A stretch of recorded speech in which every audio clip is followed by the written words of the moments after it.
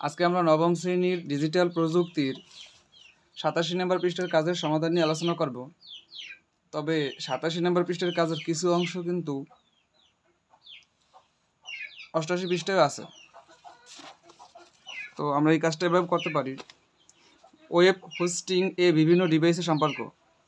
চিত্রে মাঝে অবস্থিত ডিভাইসটি হচ্ছে কেন্দ্রীয় সার্ভার। এই সার্ভারটি নেটওয়ার্কের অন্য ডিভাইসগুলোর সাথে তার মাধ্যম ও তারবিহীন মাধ্যম যুক্ত হয়ে এই নেটওয়ার্কের উৎস হিসেবে কাজ করছে।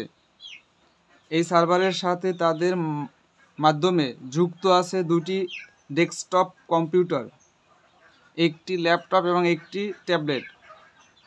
ল্যাপটপের সাথে একটি মোবাইল ফোন এবং ট্যাবলেটের সাথে একটি মোবাইল ফোন তারের মাধ্যমে যুক্ত আছে। ট্যাবলেটের সাথে তার মাধ্যমে যুক্ত মোবাইল ফোনটি কেন্দ্রীয় সার্ভারের সাথে তারবিহীন মাধ্যমেও যুক্ত আছে।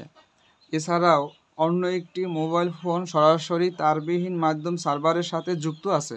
এতটুকু ছিল তোমাদের 77 ও 78 নম্বর পৃষ্ঠার কাজের 87 ও 88 নম্বর পৃষ্ঠার কাজের সমাধান।